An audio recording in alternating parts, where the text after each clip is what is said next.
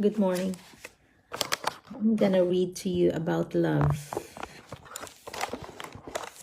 In 1 Corinthians 13, I may be able to speak the languages of beings and angels, but if I have no love, my speech is no more than a noisy gong or a clanging bell.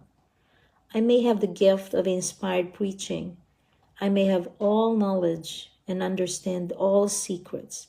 I may have all the faith that needed to move a mountain, but if I have no love, I am nothing.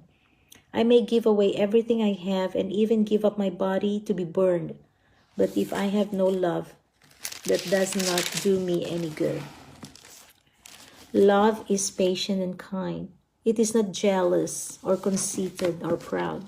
Love is not ill-mannered or selfish or irritable. Love does not keep a record of wrongs.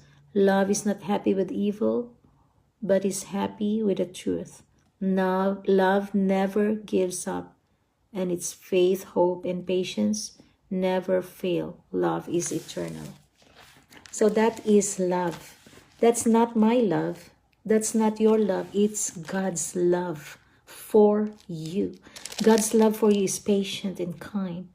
God's love for you is not ill-mannered, and God's love for you does not keep a record of your wrongs. He forgives you.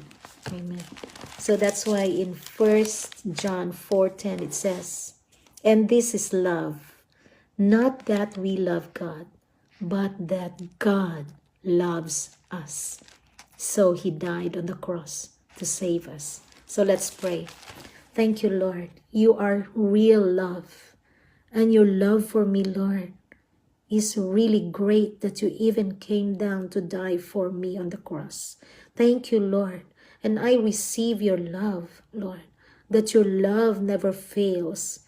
Your love, Lord, for me never ends. And your love for me never ran out because it goes on and on. Thank you for your great love for me, Lord. In Jesus' name, amen.